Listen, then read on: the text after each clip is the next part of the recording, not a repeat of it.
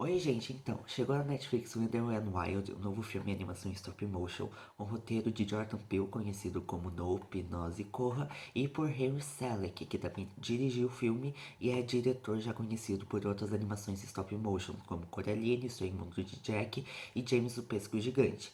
Então eu vim aqui hoje trazer uma análise desse filme. A animação é protagonizada pela Cat, uma adolescente rebelde que vive com o peso de se sentir culpada pela morte dos pais. Até que um dia os demônios Wendell e Wild sugerem um acordo com ela para que eles consigam transitar pelo mundo dos vivos a partir dos poderes dela e em troca ela pede que eles revivam os pais dela. O problema é que eles continuam os planos deles, mas não revivem os pais dela como o acordo planejava. Então, a partir daí o filme se segue. Eu acho que o ponto alto do filme fica justamente com a sua arte. Os traços são muito bonitos e também muitas vezes eles acabam flertando com elementos mais macabros. A gente sabe que é um ponto muito comum em animações stop motion de ser, por mais que algo mais focado para um público infantil, também tentar pegar alguns pontos de terror para tentar ser utilizados na estética e também para implementar um pouco na história.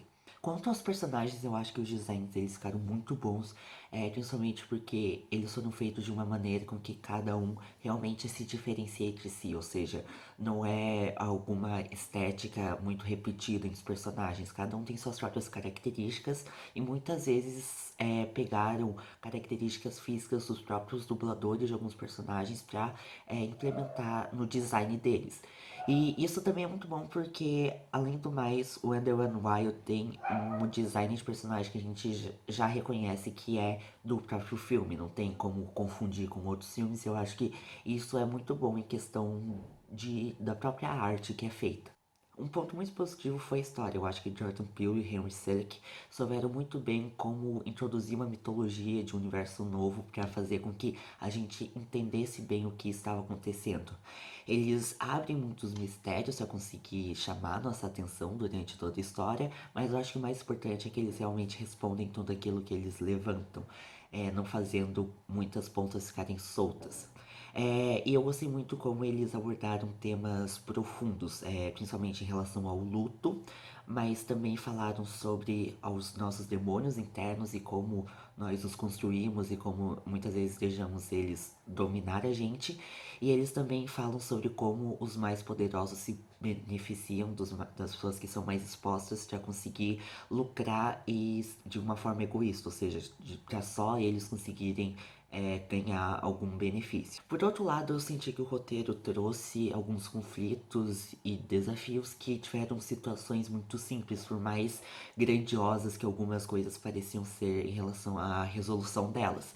Isso trouxe um sentimento de decepção, um pouco pra mim no final, mas por outro lado, eu acho que eles fizeram isso justamente para conseguir focar mais nos personagens e nos pontos internos deles. Falando em personagens, justamente a que mais se destacou foi a Cat, que é a protagonista dessa história.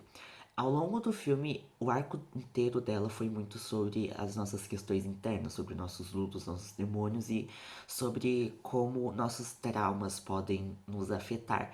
E eu acho que isso ajudou muito para que o público conseguisse se aproximar dela e sentir um laço dela e se importasse muito facilmente com ela.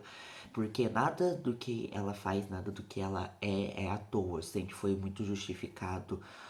Por que ela está do jeito que está no início da história e como que ela se transformou no que ela é agora no final.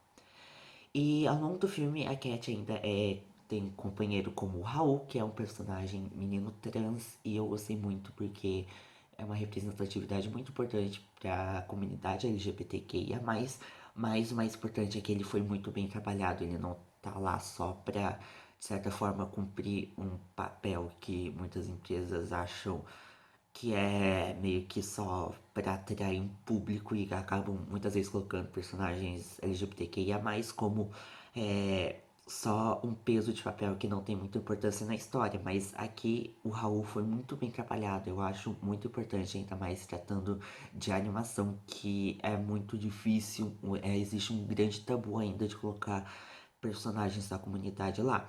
mas eu gostei a forma que ele realmente contribuiu para a história e a forma que ele não foi colocado apenas para sofrer. A gente sabe como muitos personagens LGBT são colocados de forma que eles só sofrem e eu entendo que é muito importante sim ter críticas sociais, mas às vezes a gente também quer só ter uma representatividade que esteja vivendo normalmente, não apenas sofrendo. Depois a gente ainda tem o Wendell and Wild, que leva o nome do filme, mesmo não sendo protagonistas, e eles são dublados pelo Keegan Michael Key e pelo próprio Jordan Peele, que tiveram uma dinâmica muito boa e baseada em comédia, algo que me lembra muito a dinâmica do Agonia e Pânico de Hércules, da Disney.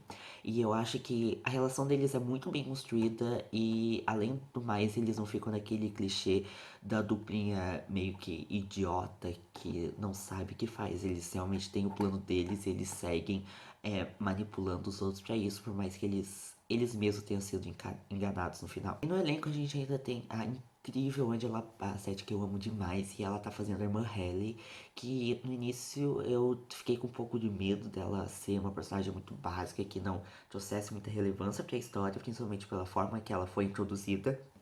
Mas acabou que ao longo do filme ela teve uma grande importância para o papel e para a história de Kat, já que ela teve uma relação muito grande com os poderes sobrenaturais e sobre todo o universo, na verdade, sobrenatural que estava acontecendo com o filme.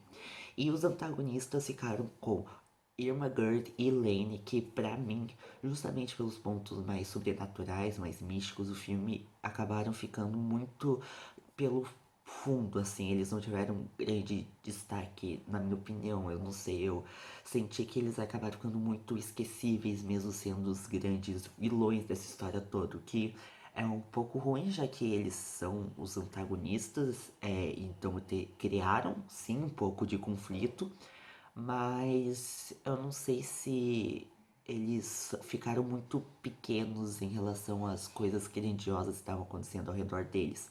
Por outro lado, a filha deles, a Siobhan, ela foi muito bem conquistada por mim, já que é uma personagem muito carismática e ela meio que entra num estereótipo meio meninas malvadas, que é aquela líder do grupinho que faz bullying com os outros, mas eu acho que ela foi muito bem subvertida para escapar um pouco disso, já que ela acaba sendo uma personagem que é um pouco idiota, assim, mas ela tenta muito querer conquistar a atenção dos outros, querer, de certa forma, ter um carisma maior para conseguir a atenção de quem tá ao redor dela, para conseguir com que as pessoas gostem dela. E por mais que se fosse previsível aonde a personagem iria chegar na história, eu acho que isso não me afastou muito de gostar dela. No geral, eu acho que sim, o Ender White conseguiu ser um pouco mais simplista em relação a algumas resoluções de conflitos, principalmente girando em torno da Irma Gerd e do Lane, mas eles conseguiram sim atingir um ponto principal deles, que são os personagens. Todos eles têm muitas camadas boas para se trabalhar, justamente porque eles possuem questões nas quais muito do público vai se identificar. E eu acho que a partir do momento que eles soubem muito bem trabalhar vários pontos sobre a nossa psicologia humana, eles conseguem também atrair muito do público a conseguir ficar muito dentro do filme, ter uma imersão maior em relação aos personagens. Quanto à arte, eu acho que realmente é o maior ponto do filme, desde o design dos personagens até o mundo, que é muito rico em detalhes, foi algo meio hipnotizante, assim, ao longo do filme. Você realmente fica olhando pra tela e fica olhando todos os pequenos detalhes que eles fizeram pra tentar deixar o mundo vivo, e a animação dos personagens que é muito fluida e muito bem feita. É isso, gente. Essa foi minha análise do filme, foi um pouco mais curta, mas eu achei que o Jordan Peele e o Henry Selick conseguiram trabalhar muito bem juntos. E eu gosto muito de animações stop motions, então eu fico muito feliz vendo que algum filme do tipo realmente deu certo. A gente sabe que é um tipo de animação que é muito complicada de se fazer e é uma animação que infelizmente não tá mais sendo tão feita, justamente pelos custos e pela demora. Mas eu acho que são animações assim que trazem muito uma paixão pelo quem a faz. Dá pra ver que toda a equipe realmente colocou seu coração muito na hora de fazer o mundo, os personagens e tudo mais. Mas enfim, é isso. Obrigado por terem visto até aqui. Se puderem, por favor, se inscrevam no canal. Curtam, compartilhem, comentem, porque é um canal que ainda tá começando, mas que eu espero que eu ainda consiga fazer muitas coisas aqui. E é isso, obrigado.